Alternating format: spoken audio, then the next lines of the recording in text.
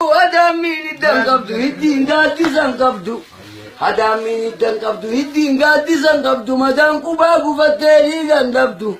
Abo ijibu yamtu garte galte iriban kabdu. Ne dufti? Zuma gota Oromiya lagay faddu. Yo biyya teeti jirta. Yo masnoodha mawjii guddoo tanaan jirta. Yo biddeena boolla biqootaraan jirta. Wal dhaba keenya malee yaa Oromoo maaliin nama jala jirta. Dhaloonni xiyyaallee naladdaa rambama kundiiti ganda wadaa iboru uzoonii sokaanaa dadari. Aboo jubbuu goojjoo mataarra nu jaarattee sabbumaan nurraa buuse gadi. Akkanaan jee faarsee tanaan jee mirriise. Kijii lammiitii saba qoomaa hayyeen jenne. Halkani deema malee waraaboo waa kopheen qabu. Ciisee galaalcha malee leenci waa hirriiban qabu.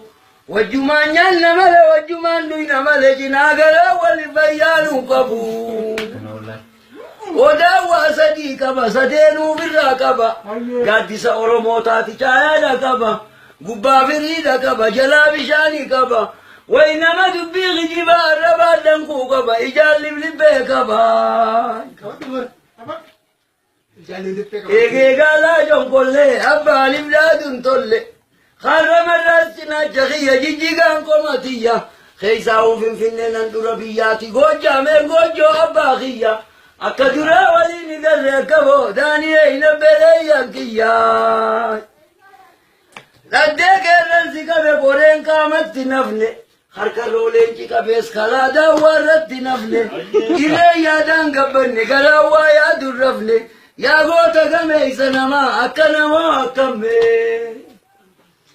Leenca oliiti ta'a ilmoon leenci dhale. Warra beekuu duruu galte warra targaa quturiin beeyne malee. Aanan bulee kan manaa ijoollee jiraa dubbiin ammanaa.